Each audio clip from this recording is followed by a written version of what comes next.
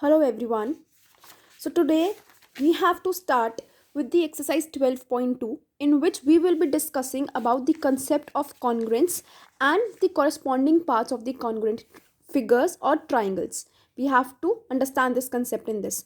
And the second thing which we are going to learn in this is the criteria of congruence. So there are going to be four criteria of the congruence on the basis of which we can tell that yes, these two triangles are congruent to each other. Now before that, let's proceed to the corresponding parts. Now let us see these two triangles. These two triangles are there. I have said that yes, these two are congruent to each other. Now what is the meaning of the congruent?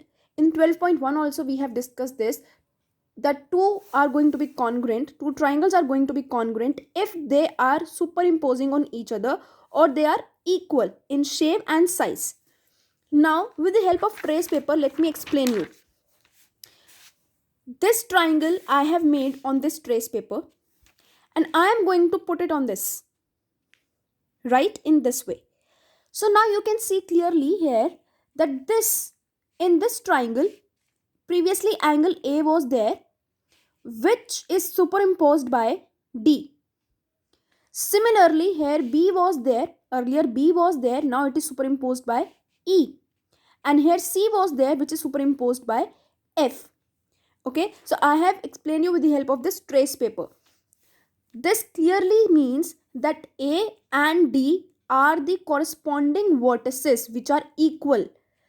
The parts which are going to overlap with each other, they are going to be called as the corresponding parts. The corresponding part of B is E. Corresponding part of C is F. Corresponding part of A is D. Right? Similarly, so this is what they have written regarding the corresponding vertices. A is corresponding to D. That means A is equals to D. B is equals to E and C is equals to F. So this we talked about the vertices. Now let's talk about the sides. Now again I am overlapping it. Now you can see this AB and DE. AB and DE, they both are overlapping each other. So these are the corresponding sides. So I can say AB and DE as they are overlapping each other. So these are the corresponding sides. Next is AC. On AC, DF is the line which is overlapping. So I can say AC and DF is corresponding. AB and DE are corresponding sides. And the last which is left is BC. That is going to be on EF. BC will be on EF. Right? So these are the corresponding sides. Now let us talk about the angles. In terms of angles, on A, which angle is there? D. So that means angle A is equals to angle D. On B, which angle is there? E. So B and E are corresponding angles and C and F are corresponding angles. So these are called as the corresponding parts of the congruent triangle. Congruent triangles, when two triangles can superimpose on each other and then they have both the two triangles are going to have the same parts, right? So this is called as the corresponding parts of the congruent figures. Now we are going to move to the criteria of congruence of triangles. Now if we have to construct the triangles, how many measurements are needed? So for that we need these three things. Okay, we are going to discuss here about, just a second. Now we are going to discuss everything here. We are going to have four SSS, that means side criteria. S means here, S means side, A means angle. Okay, on the basis of this, first is SSS criteria. That means on both the triangles I can find this side is corresponding to this side. AB is corresponding to PQ because they both are equal. They both are of 3 centimeters. Similarly, AC is corresponding to PR. They both are equal because they are of 5 centimeters. BC is equals to QR. They both are of 4 centimeters. So side, side, side. When this criteria is being used, we can say that triangle ABC is congruent to triangle PQR, and we have written that all this AB is equals to PQ, AC is equals to PR, and BC is equals to QR by S criteria. SSS criteria. Okay, so this is first criteria. Now let's move to the second. The second criteria is SAS. Now this means side angle side. That means between two sides, one angle is included. AB side is equals to PQ side of this. So I can write AB is equals to PQ. Then angle A is equals to angle P. And then this AC is equals to PR. So side angle side. Side angle side. And on the basis of this, we can say yes, these two are congruent. Why they are congruent? Because side angle side criteria has been used here. Okay, this was the second criteria. Now the third one is ASA. ASA means angle side angle. Angle side angle means between two angles, one side is included. Between two angles, one side is included. Now let us see these two triangles. Angle A and angle P. They both are equal. Angle A equals to angle P. Then this side AB and PQ is equal. So AB is equals to PQ. And then this angle B is equals to Q. So angle, side, angle. So all these three are given. That means the triangles are going to be congruent, and the reason is by ASA criteria.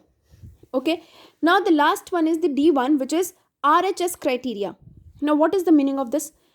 R means right angle, H means hypotenuse, and S means side. If the hypotenuse and the side of a right angle triangle is equal to its corresponding. Now what is corresponding of this? This hypotenuse. What is corresponding of this side? This is the corresponding part. So the hypotenuse and the side of a right angle triangle, this is right angle triangle, means one measure should be 90, is equals to the corresponding part of hypotenuse and side of the right angle triangle. Then we can say that yes, these two are congruent triangles. And one thing you have to make sure, in RHS, between two sides, one should be hypotenuse and no other angle should be included between two sides. If I have taken these two sides, this angle should not be included. If I have taken this and this side, this angle should not be included. So between two sides, one side should be hypotenuse, and between those two sides, no angle should be included. Okay, and this is your RHS criteria. Right, now on the basis of this, let's move to the questions of the exercise 12.2. Let us see the first question. Write the congruence relation based on the information given below. Also write all the corresponding parts. Now this is the information which is given to you. Angle M is corresponding to Q. NP side is corresponding to RS. PM is corresponding to SQ. Now I am going to draw this figure on the basis of this information. I have drawn two triangles. First they have written M is corresponding to Q. So I have written here, if M I have written, then here I am going to write Q. M, Q. The next information is NP is corresponding to RS. If this is NP, then I will be writing RS. And the next is PM. PM is corresponding to SQ written, and then that means MNP is corresponding to QRS. That's what you have to do it with the help of the given information. See the B part. Now A and I. Again I have drawn the figure. A, I. If A is on the top, I will be writing here I. BT is equals to CE. So B, if I have written here, C I will be writing here. If T I have written here, then I will be writing E here. And the next is B is corresponding to C. So this means B is corresponding to C. So ABT is congruent to ICE. And this was your question number 1. Okay. Now then let's move to the next question. Now in this question, figures are given to you. You have to write like this and you have to tell that why they are congruent and which criteria you have used here. So when we are going to show that these two triangles are congruent, we have to show this. So we are going to take these two triangles. Now let us take CAB and RPQ. This I have written here. In triangle CAB and triangle RPQ, this CA and RP, they both are equal of 4 centimeters. So I will write CA is equals to RP 4 centimeters each in the bracket. Next, A and P, they both are of 56 degrees. So I'll be writing angle A equals to angle P 56 degrees each. AB is equals to PQ, which is of 3 centimeters each. So that means side, angle, side. By SAS criteria, CAB triangle is congruent to RPQ triangle, which we have taken it in the starting. Okay, now the B part. The B part is, again this figure is given and E and X are of 90 degree. So I want to make you clear here one thing. It is not necessary that if one angle is of 90 degree, it is going to be a RHS criteria. In RHS criteria, hypotenuse should be equal. But here hypotenuse value is not given. So I am not going to take the RHS criteria here. And second thing is that between the two sides, one angle is given. And in RHS, between two sides, angle is not given. So I am going to take HEF and ZXY, these two triangles. HE is equals to ZX. Angle E is equals to angle X, 90 degree each. And this EF is equals to XY, 2 centimeters each. So these two triangles are congruent to each other, and the reason is SAS. This is the criteria. Please do not get confused between this and RHS. This is not RHS, this is SAS criteria.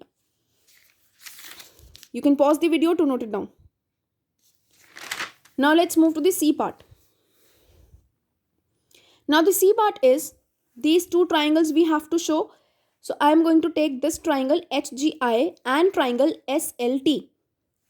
In this, angle G and angle L are equal because they both are 65. So I have written here they both are of 65. Angle I is equals to angle T. Both are of 45. And this GI is equals to LT, which is of 3 centimeters each. So if you will see this, angle, side, angle. Angle, side, angle. This is the criteria used, and with the help of this criteria, we can say that these two triangles are congruent. Okay, now let's do the D part. In this D part, again we are going to take these two triangles. This side is equals to this side. This KJ is equals to ON. IJ is equals to MN. And I have written here Ki is equals to OM because of 2 centimeters each. All the measurements I have written. Side, side and side. This side is equals to the corresponding this side. This side is equals to the corresponding this side, and same for the third side. So these two triangles are congruent to each other because of SSS, side, side, side criteria. And this was your D part, and this was your complete question number 2. Now let's do this question number 3. In question number 3, we have been given with this figure in which DG is the angle bisector. Angle bisector means that this line is going to divide this angle D into two equal parts. If this complete is of 60 degrees, then this part is going to be of 30 and this will also be of 30. So this is the meaning of angle bisector. The second thing which they have given is DE is equals to DF. So this DE side is equals to DF side. We have to prove that DEG triangle, one this triangle and the second is DFG, this triangle, they both are congruent. By which criteria? You have to tell that they both are congruent with the help of angle side angle criteria and with the help of side angle side criteria. So before starting with this, let us see whatever is given to us in the question, write it. Angle 1 is equals to angle 2. This angle 1 and angle 2 I have mentioned by myself. You can write any other name you want to name it, you can name it. Angle 1 is equals to angle 2. They both are going to be equal. Why they both are going to be equal? Because this DG is the angle bisector. It is bisecting it into two equal parts, right? And the second thing which is given to us in the question is that this line DE is equals to DF side. Now we have to prove. What we have to prove is that these two triangles are congruent. DEG and DFG are congruent. I am dividing into two parts. First part I am going to do is with the help of SAS criteria I am going to do it. So now when I have to show that these two triangles are congruent, I am going to take these two triangles. So in triangle DEG and triangle DFG, now in this and this, whatever is given, let us write. Firstly, DE and DF side. These two are given to us. They both are equal. So I have written here. Then this angle 1 is equals to angle 2. Angle bisector. Side is done. Angle is done. Again this side is there. So you can see if I'll talk about DEG, this triangle, DFG, this triangle. So this line is coming in both the triangles, DG. So I have written here DG is equals to DG, which is coming common. And with the help of this, I can say SAS criteria, and that means this triangle is congruent to this by SAS criteria. Right? Now the next is by angle side angle.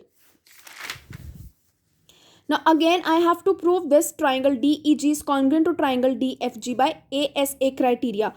ASA criteria means angle side angle criteria. Again we have to take the both DEG triangle and DFG triangle. Now whatever is given. Now look, first of all I want to explain you this. In isosceles triangle, this is an isosceles triangle which I am forming. When these two sides are equal, then their base angles are also going to be equal. This is the theorem of the isosceles triangle. And if base angles are equal, that means these two sides are also equal. Okay. On the basis of this concept, we are going to use this. Look, this angle 1 is equals to angle 2. Angle DE is equals to DF. These two sides are there. So it is side. Now angle is done, side is done. We are left with angle.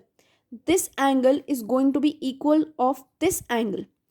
I have just explained you when two sides are equal, then the base angles are also equal. So angle, side, angle. The same thing I have written here. See, angle 1 is equals to angle 2. DG is the angle bisector. DE is equals to DF, already given. Angle E is equals to angle F. Base angles of the two equal sides are equal. So angle side angle is done. This DG equals to DG is extra. So you don't have to write this. So triangle DEG is congruent to triangle DFG, and the reason is by ASA criteria. Right? And this was your question number 3. Now let's move to question number 4. Question 4 is, in the given figure, AB is parallel to CD and AB is equals to CD. If they both are parallel, then that means they both are going to be equal. And the second thing which is given to us is that this triangle AOB is congruent to DOC. This triangle is congruent to this triangle. These two things are given. Now on the basis of this given information, we have to prove these two things. Okay. Now let us see the solution. What is given to us? AB is parallel to CD. This is extra. You don't have to write this. This is extra. Okay. Now AB is parallel to CD. First information is given this. The second information is that the triangle AOB is congruent to triangle DOC. This is also given. Now when these two are given, we have to prove this information. These two informations we have to prove. Okay. First of all, I'm going to start with the first one. So for the first one, I'll start with this. Since triangle AOB and DOC are given to me that they both are congruent, can I say on the basis of this that in these two triangles AO will be equals to DO also? Why? Because in AOB and DOC, they both are going to be equal because they both are the corresponding parts of the congruent triangles. Similarly, I can say that BO is will be equals to CO. Again, these two are the corresponding parts of the congruent triangles. The same I have written here by CPCT. Okay. Now, if I'll talk about AD, complete AD, what I can write about this AD? AD, I can break it into AO plus OD. AD is equals to AO plus DO, or OD you can write as it is. Now DO was equals to AO by CPCT. Instead of DO, I'll be writing AO.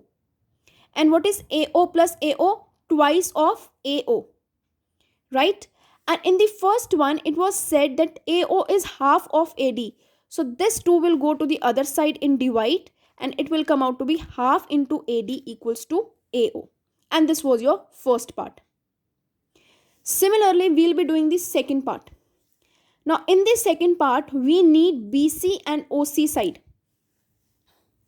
BC and OC side.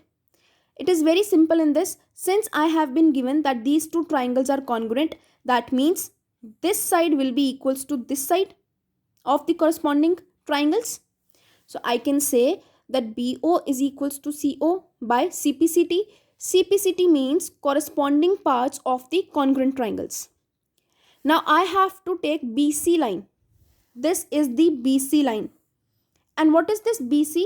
I can bisect it, or I can write it as BO plus CO. So I'll be writing here BO plus CO or OC. The same thing. And this I have named as 2. Since in the question I need here OC, instead of BO, from 2 I can write CO or OC. And what is OC plus OC? 2 into OC.